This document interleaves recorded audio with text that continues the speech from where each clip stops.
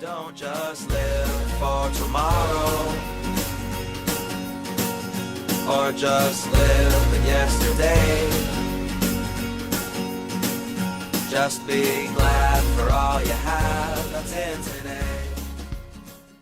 Hey everyone, Connie here, and welcome to my blind reaction to The Dragon Prince, Season 3, Episodes 8 and 9, the final 2 episodes of the season. So yeah, we're finishing this off today, and I'm definitely interested to see how this goes after last time where Viren kind of went off the deep end a bit. Granted, the entire plan to take out the Sunfire Elves and everything was mostly his worm friend's idea. Again, I don't remember his name. I apologize. But it was mostly the worm friend's idea. And he went along with it though, and he's the one who definitely did enact the plan. And although the worm friend is the one who killed the queen, it's still Viren's fault. I mean, granted, you could say it's both of their fault. They're both bad guys, so. The point is, I want to see them lose bad. We also had the information that apparently Callum and Rayla were too late and the Dragon Queen is gone. And it's like, now what? Now what are they going to do? Especially with Viren's evil army on the march. It's going to be interesting to see how this season ends. Now, apparently, season 4 is already greenlit, and it's supposed to be coming, again, I think sometime in the near future. But obviously, we'll be getting to some other stuff before we get to that whenever it comes out. There's a couple other things coming in the near future, such as the final season of Castlevania. So there's that to look forward to, but there's other stuff in the donation rewards that I still have to get to as well. And I'll tell you guys what will be replacing Dragon Prince in the afterthoughts of this video. But yeah, we are on the final 2 episodes. So I don't fully know what to expect going into this. I can assume that shit's about to go down. I can assume that we're going to have a fight. And I can hope that Viren will be defeated in the end. And we've already seen that Soren is completely abandoning his father's side, but that Claudia still refuses to.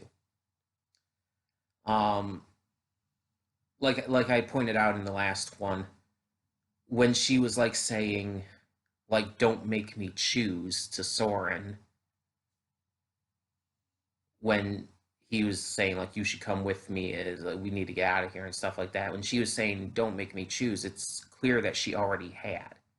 The fact that she refuses to even see the evil her father's doing is showing that she's not abandoning him. At least not yet. I think that it's going to take something really big for her to see past his bullshit, but I don't know what that's going to be at this point. I just feel like I wish that she'd be seeing through this, you know? Because it's so bloody obvious at this point.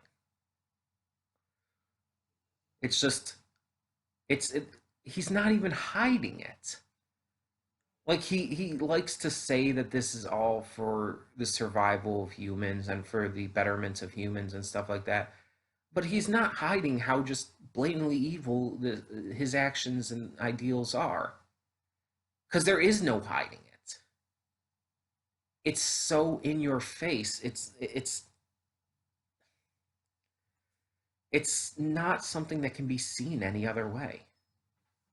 It's not something that can just be hand waved off as just a random little thing, as just, oh, doing something slightly negative for a good cause. No, it's you can't even look at it that way anymore. The actions he is committing are inherently evil. And at this point, he needs to be stopped. And honestly, he needs to be killed. And I keep saying that every reaction, but it's true.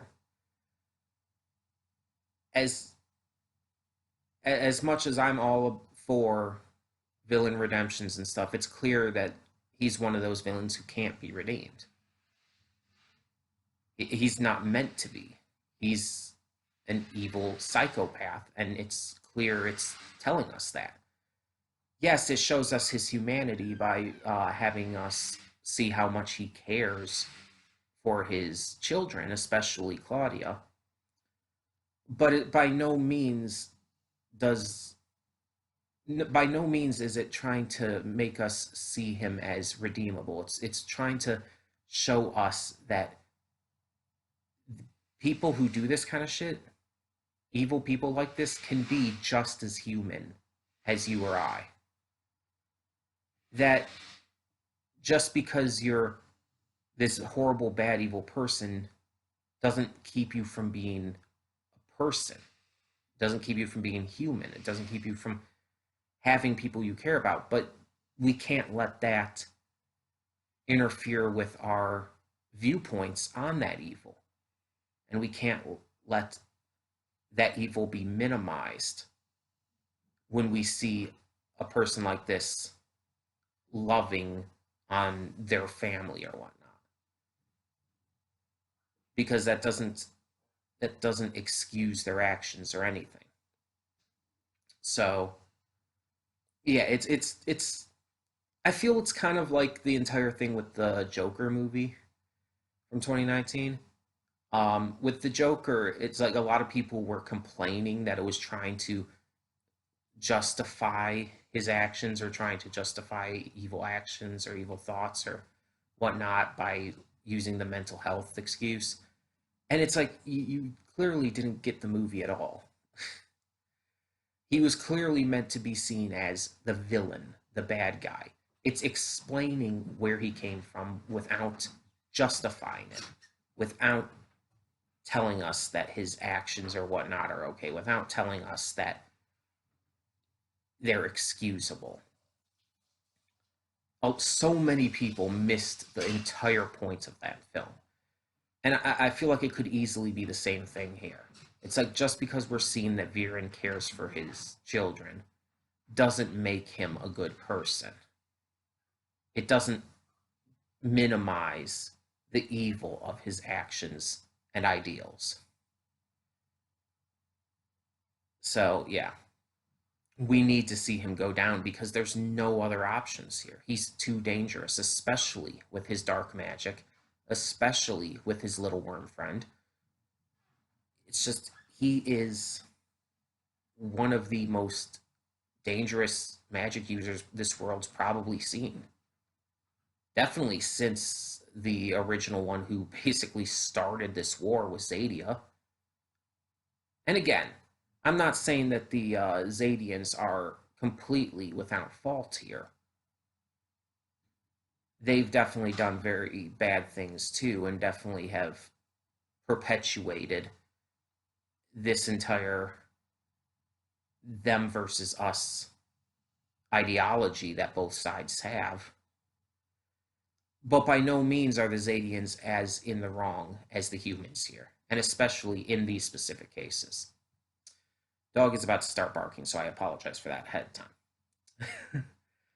time. But I am interested to see how this season ends. I'm interested to see what they do with this final battle that I presume is coming. And I'd love to just get into this and see the final. There it is. There it is. Shut up in a second.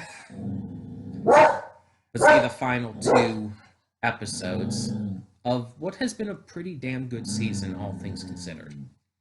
So, that being said, we're just going to get this going. So when the screen fades to black, pause this redirect and go to the description below. Follow the link to the reaction, and after you watch it, come back here to the redirect and resume play. Because after it fades to black, then fades back in, everything from that point forward will be my afterthoughts and will contain spoilers to the episodes. So, that being said, thank you so much for tuning in, and I will see you at the reaction. And we are back, and we'll begin with spoilers in 3, 2, 1, now. God damn it. You know, when I said I wanted Viren to die, I meant permanently? I didn't expect or want him to be brought back to life.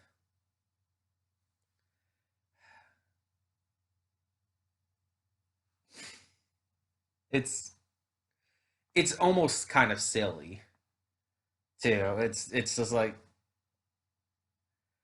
I mean it's clear that he's no longer going to be in charge. It's clear that he's not got his armies and any of the power from the numbers and his charisma and all of that is fucked.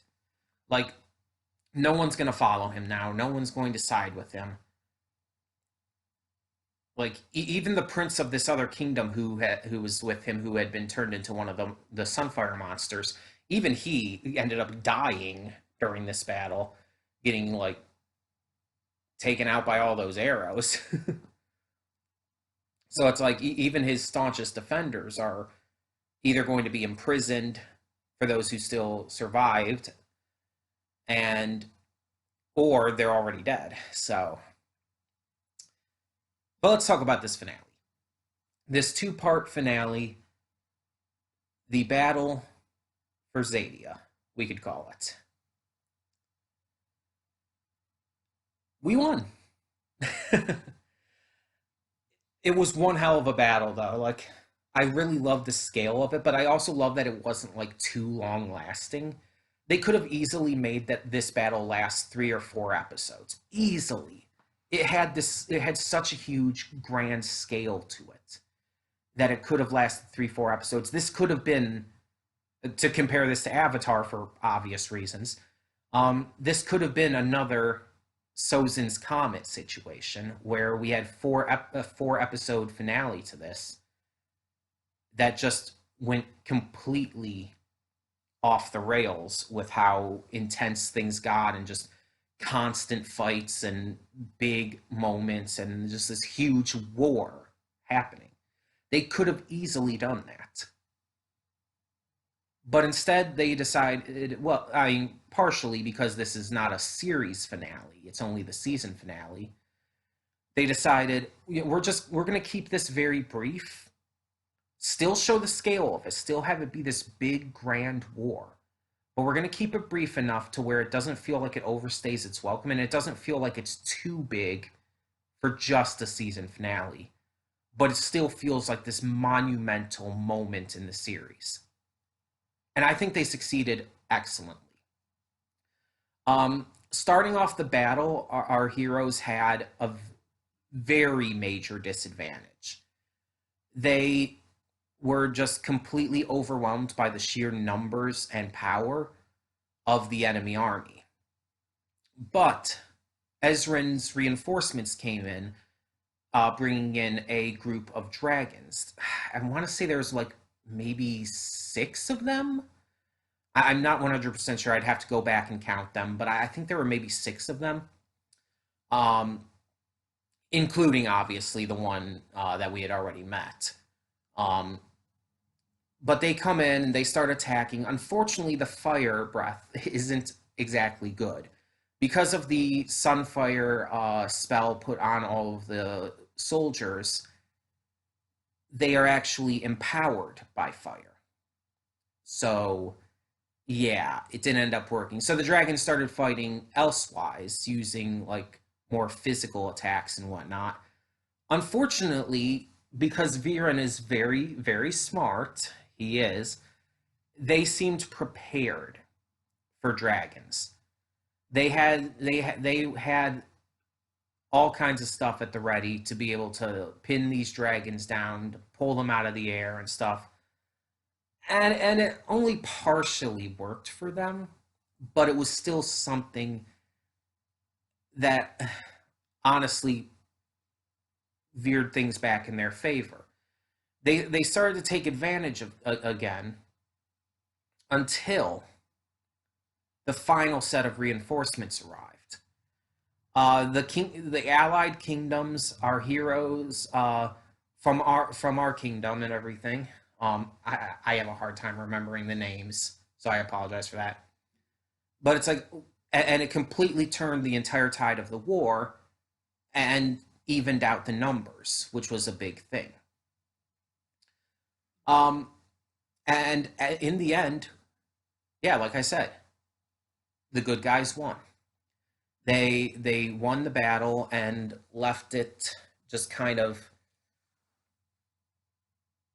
left all the enemies defeated. They again, presumably they're going to imprison some of those who are still staunchly defending their actions and whatnot, but they're also showing mercy to some, like we saw with that one soldier who had an arm stretched out to him,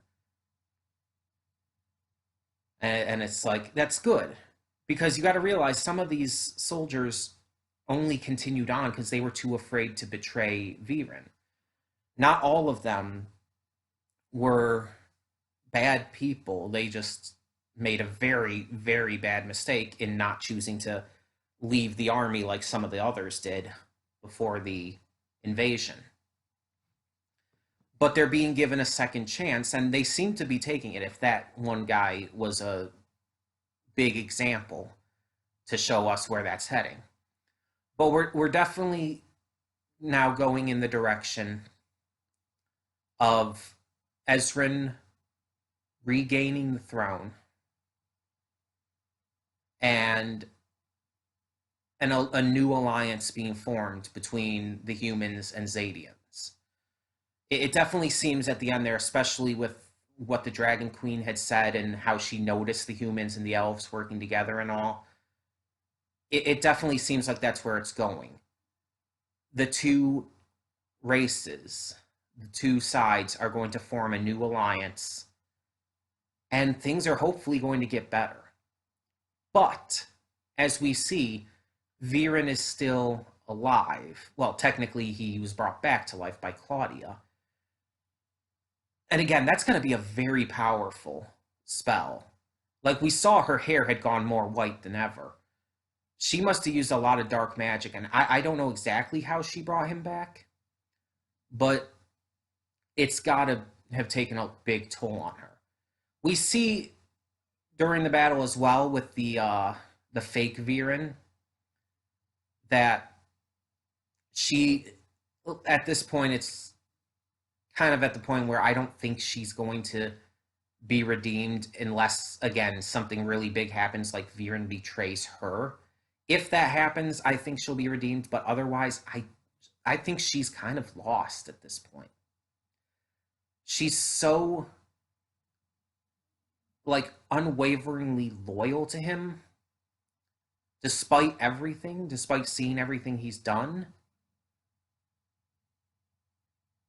I don't see her wavering. I don't see her changing sides unless something really big happens. Like either something specifically happens to where Viren betrays her, or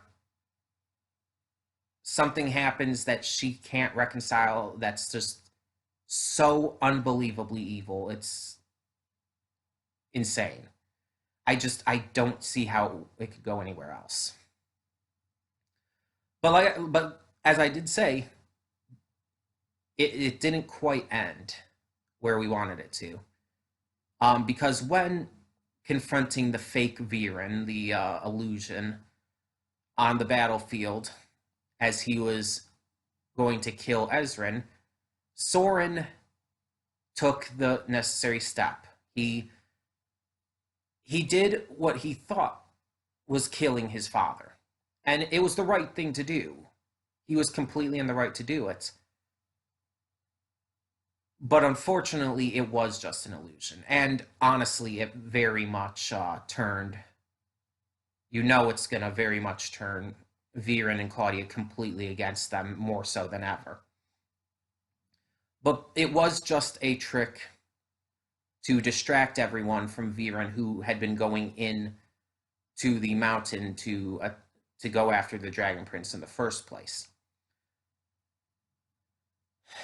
And Rayla was doing her best to stop him, but she really wasn't a match for his power at that point. And in the end, the only thing she could really do to stop him was to tackle him off the mountain with her, like, keeping him from, like, surviving, basically. There was not really much else that could be done in that regard. And instead of letting her die, Callum, of course, he masters the wing spell right in the nick of time, because, of course, and saves her, leaving Viren to fall to his death before being resurrected by his daughter.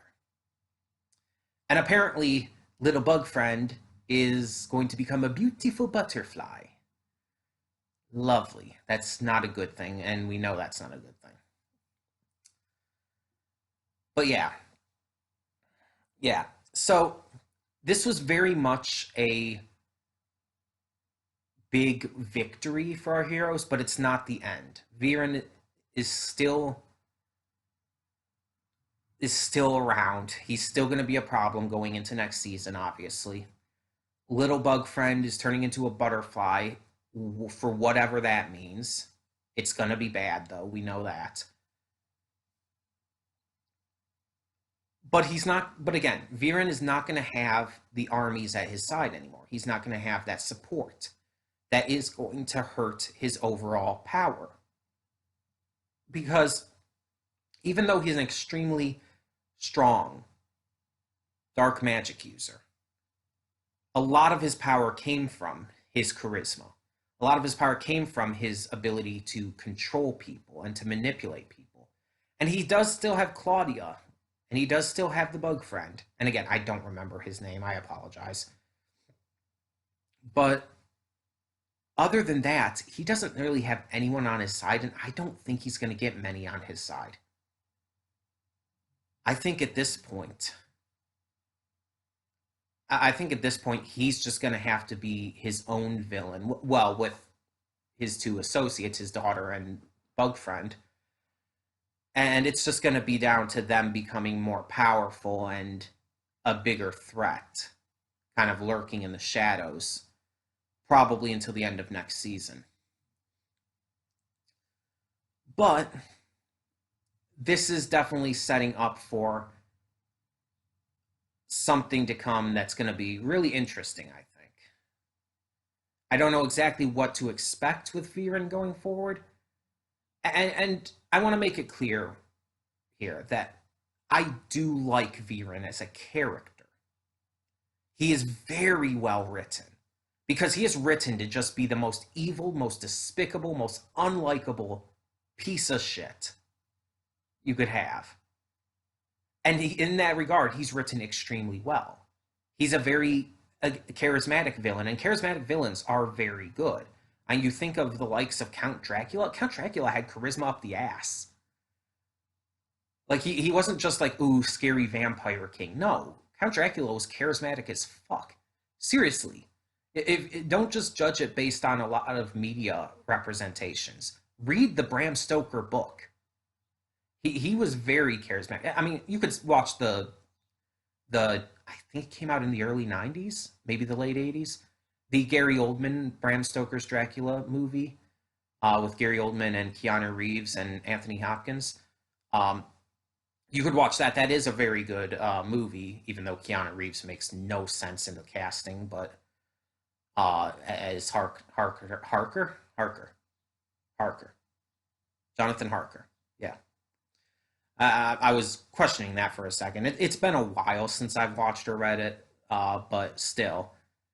The point is, it's like, I like charismatic villains because they're interesting. And it honestly kind of makes you hate them more.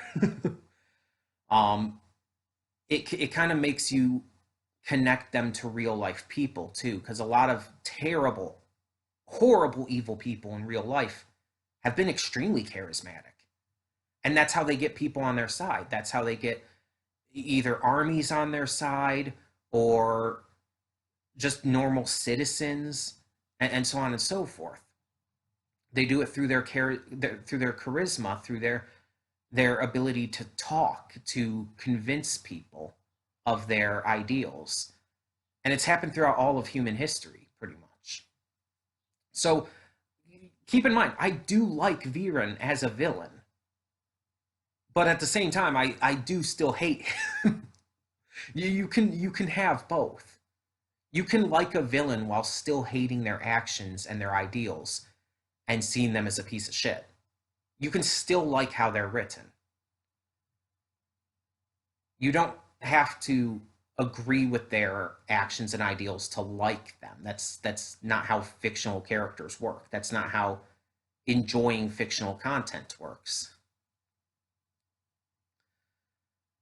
So I really like him as a villain, and I do kind of like to a degree that he is continuing on as the villain.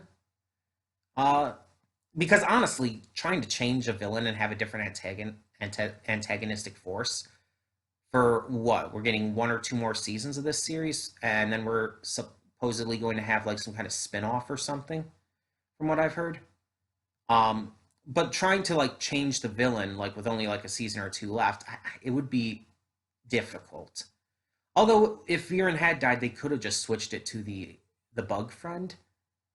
Though there's a lot of questions as to how he'd become more of a main villain um after the fact. I do think the bug friend will outlast Viren as the final villain.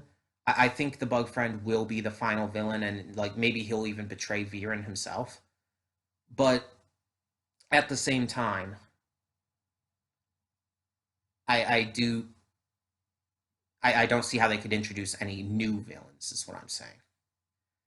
That Viren does still have to last until at least close to the end.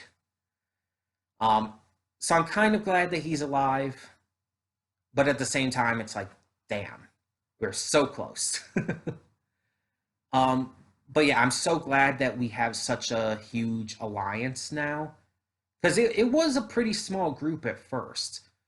But then, like, Soren switched sides. We had Amaya form a bond with the Sunfire Princess, or General, I guess.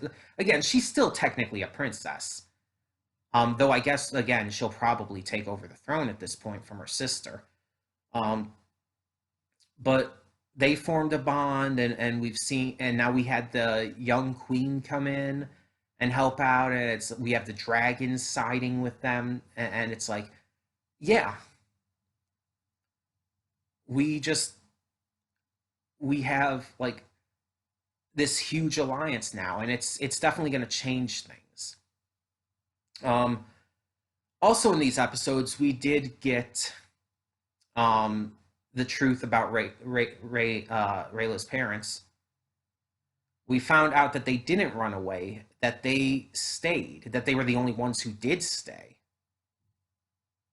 Meaning that I guess the lies that were told about them running away and all was to try and like paint them as in the wrong, despite them only being the only ones who weren't in the wrong. So it's like revisionism there. Um, and so Rayla finally got to find out what truly happened with her parents, and that's good. And there's one thing that came of interest at that. Viren mentioned to Rayla about having another Moonshadow Elf in his collection, and he held up a bag, a small like coin purse, and he was shaking it, and it was making like sounds like there were coins in it, like there was money in it.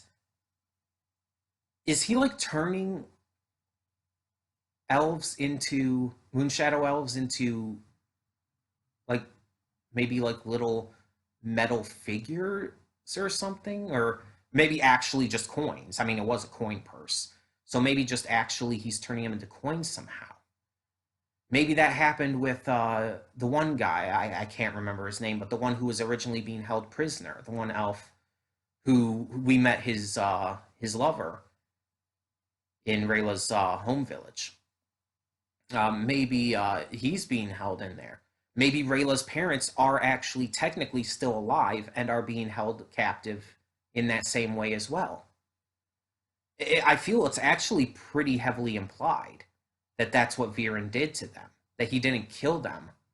That he's collecting them for some reason. Maybe to siphon magic out of them. I don't know. But it's really interesting that idea was brought up here, because it's like it was that's kind of what it was implying, that he had turned the Moonshadow elves into something, whether it be coins or little figures or something like that. That's very much what was implied there, and that's really fucked up and makes things even worse. Makes me hate Viren even more. But that also gives the possibility of Rayla's parents coming back. I'm still wondering though if the Dragon King can end up being revived somehow, because if that could happen, that would be fantastic.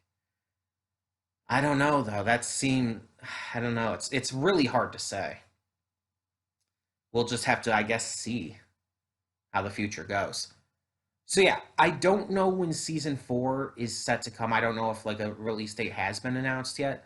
If it has, we'll just get to it when we can and everything after it comes out. Uh, Obviously, we will be reacting to more because I do love this series. It may not be my favorite series we've reacted to, whether donation reward or otherwise, but I do very much enjoy it. I think it's a great series, has awesome characters, fun lore. There's some parts of it that are a little cringy, like the fucking Wonderwall joke. I will never get over that. But there's other parts that are just like really good. That war was really fucking good. And when the dragons came in, and hell, when the second set of reinforcements came in, like, God, that was so hype. So I really, really do love this series. So we will definitely be continuing to react to it when we get season 4 and when we're able to, get to it. But that leads into the question, what will be replacing Dragon Prince in the Wednesday slot? Well, obviously, this is a donation reward, so we have to replace it with another donation reward. That is how this slot goes, and unless we run out of series to do that with, we'll continue to do it this way. So Dragon Prince Season 3, thank you again to Smurf for being the donator for the Dragon Prince. Thank you for continuing to donate for this series. Thank you for having donated for this series and continue to donate for other stuff as well, time and time again. And for now, we shall continue on and go into our next donation reward. So, with no further ado, replacing the Dragon Prince Season 3 is a donation reward for Lindsay Moore. And this is Lindsay's first donation reward, so thank you very much, Lindsay.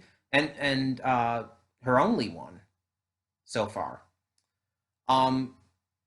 This is Lindsay donated for this a while back, and it's just now coming up to a rotation. So I'm sorry for this taking a bit of time, Lindsay.